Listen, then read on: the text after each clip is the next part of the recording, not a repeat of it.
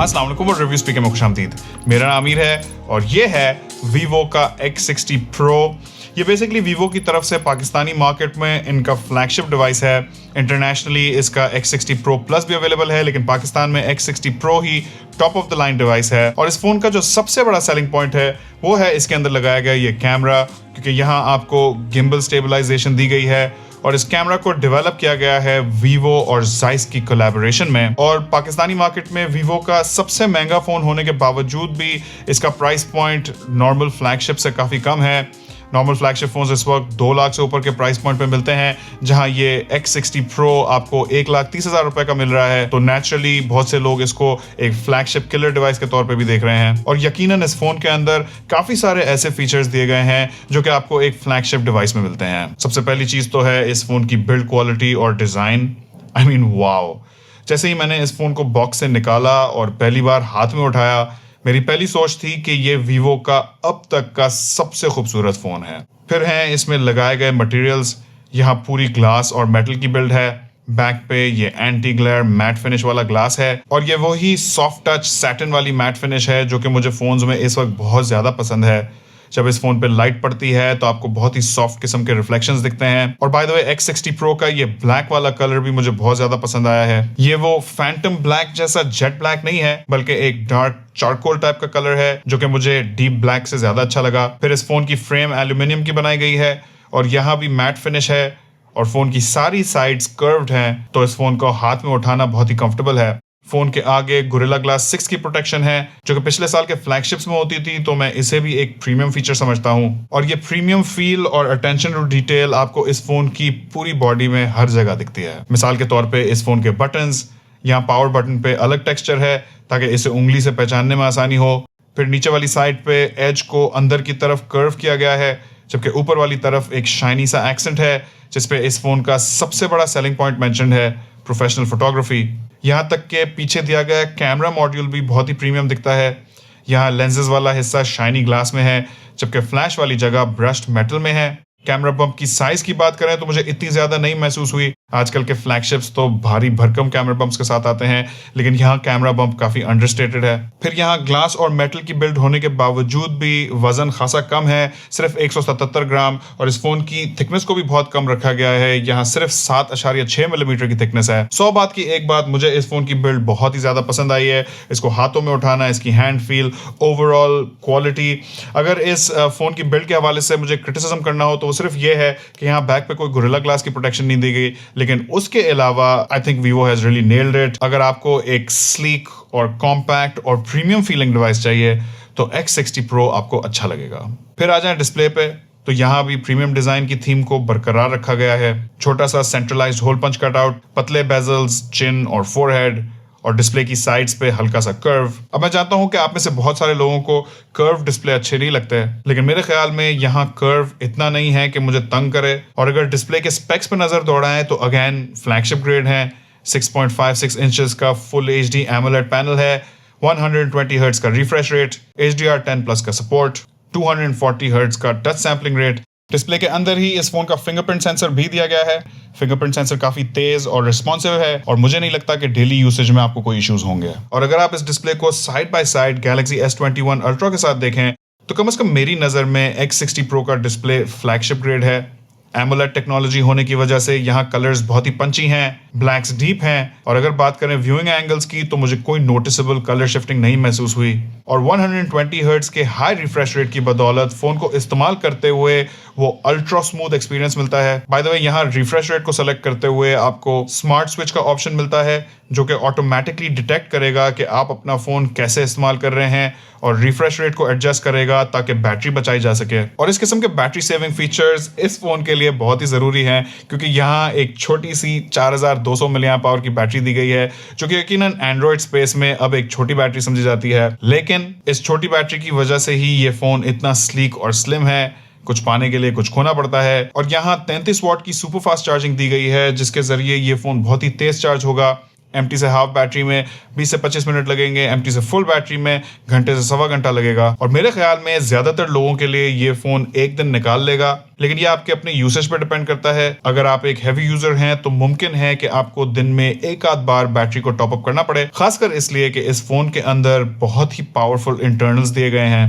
Snapdragon 870 5G chipset है जो कि 7 नैनोमीटर के फैब्रिकेशन प्रोसेस पे बेस्ड है। साथ में Adreno 650 GPU है, 256 GB built in UFS 3.1 storage है जो कि अगेन फ्लैगशिप फोन्स में होती है। बाय द वे, इस फोन के अंदर कोई SD कार्ड एक्सपेंशन नहीं है। यहाँ ड्यूल सिम सपोर्टेड है, तो ये फोन 2 सिम्स ले लेगा, लेकिन 256 GB से आप इसकी स्टोरेज को बढ़ा नहीं सकते। फिर इस फोन में एक्सटेंडेड रैम की कैपेबिलिटी भी है, तो डेडिकेटेड 12 GB रैम है, लेकिन ये फोन जरूरत पड़ने पे इंटरनल स्टोरेज से भी 3 GB को रैम की तरह इस्तेमाल कर सकता है, जिससे सिस्टम की टोटल रैम 15 GB हो जाती है। तो इस फोन में ज्यादा ऐप्स को बैकग्राउंड में खुला रखा जा सकता है, जिसकी वजह से ऐप्स बार बार रीलोड नहीं होती और ये फोन ज्यादा तेज चलता है। और इस फोन में ऐप लॉकडाउन का भी फीचर है, जिसके जरिए ज्यादा इस्तेमाल होने वाली ऐप्स को परमानेंटली रैम के अंदर लोडेड रखा जा सकता है ताकि वो बार बार रीलोड ना हो, और इससे इस ज्यादा रैम का फायदा उठाया जा सकता है। अब अगर आ जाए प्रोसेसर परफॉर्मेंस पे, तो ये स्नैपड्रैगन 870 बेसिकली स्नैपड्रैगन 865 का ही ट्वीक्ड वर्जन है, और ये एक फ्लैगशिप ग्रेड चिपसेट है। इसकी परफॉर्मेंस स्नैपड्रैगन 865 से 10% बेहतर है, और ये प्रोसेसर आपकी सारी ऐप्स, हैवी ऐप्स और इवन हैवी गेम्स आराम से चलाएगा। आप इस फोन पे अपनी favourite games maxed out settings पे खेल सकते हैं। PUBG यहाँ अल्ट्रा हाई डेफिनेशन में आराम से चलती है। कॉड मोबाइल में भी आप सारे ग्राफिक्स हाई सेटिंग्स पे करके खेल सकते हैं। नाइस। Vivo X60 Pro को इस्तेमाल करते हुए कोई लैग या झिझक का सीन ही नहीं है। लेकिन इतने पावरफुल प्रोसेसर का जो सबसे बड़ा फायदा है वो है कि आप इस फोन के ऊपर हर किस्म की फोटो एडिटिंग और वीडियो एडिटिंग की एप्स चला सकते हैं, जो कि टिपिकली ज्यादा पावर मांगती हैं। और एक प्रोफेशनल फोटोग्राफी के लिए डिजाइन फोन इतना तगड़ा जरूर होना चाहिए कि उसके ऊपर आप अपनी ली गई फोटोज और वीडियोस को एडिट कर सकें। और यहाँ इंटरफेस भी काफी लाइट सा है। लेटेस्ट एंड्रॉइड 11 जिसपे वीवो की फन टच OS 11 लगी हुई है, जो कि कुछ अरसे पहले ही अपडेट की गई है, और अब इसकी फील थोड़ी स्टॉक एंड्रॉइड जैसी कर दी गई है। और आप लोग तो जानते ही हैं कि मैं स्टॉक एंड्रॉइड का कितना बड़ा फैन हूं। तो ये तो हो गई फोन की बाकी सारी चीजों की बातें। अब बात करते हैं इस फोन के सबसे बड़े सेलिंग पॉइंट की, और वो है इसका कैमरा। बाय द वे, इस कैमरा का फुल रिव्यू मैं ऑलरेडी चैनल पर डाल चुका हूं। अगर आप वो देखने में इंटरेस्टेड हैं तो मैं उसकी लिंक डिस्क्रिप्शन में छोड़ दूंगा। उस वीडियो में मैंने इस कैमरा को बहुत ही इन डेप्थ तरीके से कवर किया है, लेकिन मैं कोशिश करूंगा कि हमारी आज की वीडियो में उस कैमरा रिव्यू से मुख्तसरन सारे पॉइंट्स आपके सामने रखूं। तो बैक पे एक ट्रिपल कैमरा सेटअप है, जिसमें 48 मेगापिक्सल का गिम्बल स्टेबलाइज्ड मेन सेंसर है, और इस मेन कैमरा का एपर्चर f1.48 रखा गया है। अमूमन हम फोन्स में f1.8 या मैंने मिनिमम f1.5 एपर्चर देखा है, तो ये f1.48 एपर्चर फोन्स में मेरे लिए अब तक का वाइडेस्ट एपर्चर है। और इस वाइड एपर्चर के दो बड़े फायदे हैं।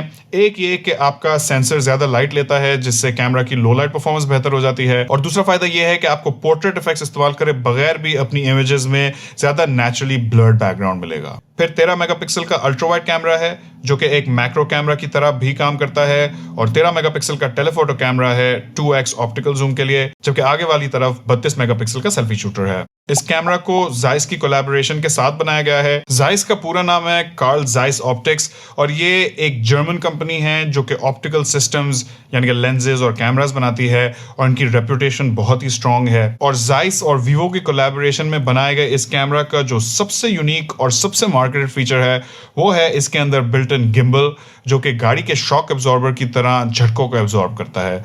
और X60 Pro में 5 एक्सिस स्टेबलाइजेशन दी गई है, तो X axis, Y axis, roll, pitch और यॉ, और इसके साथ कंबाइन किया गया है इलेक्ट्रॉनिक इमेज स्टेबलाइजेशन को, ताकि आपको अल्ट्रा स्मूथ वीडियोस दी जा सकें। और इस गिम्बल को आप इन एक्शन भी देख सकते हैं। पूरा लेंस हिलता है इमेज को स्टेबलाइज करने के लिए, और ये ऑप्टिकल इमेज स्टेबलाइजेशन का भी बाप है, और आप इसका इफेक्ट देख सकते हैं। ये है X60 Pro से ली गई 4K फुटेज जिसमें सारी स्टेबलाइजेशन ऑफ है, और ये है गिम्बल स्टेबलाइजेशन के साथ 4K वीडियो। अगर वीडियो क्वालिटी की बात करें तो मुझे अच्छी लगी, लेकिन कभी कभार कैमरा फोकस करने में थोड़ा सा हिचकिचा रहा था, और इसकी मेन वजह है कि इस कैमरा के साथ कोई लेजर ऑटो फोकस या फिर लाइडार नहीं लगा हुआ, जो कि इस वक्त के लीडिंग फ्लैगशिप फोन्स में फीचर्स दिए जाते हैं। लेकिन इस फोन के प्राइस पॉइंट के हिसाब से मुझे वीडियोस की क्वालिटी अच्छी लगी। लेकिन जहां बात आती है फोटोग्राफी की, तो ये फोन बहुत जबरदस्त परफॉर्म करता है।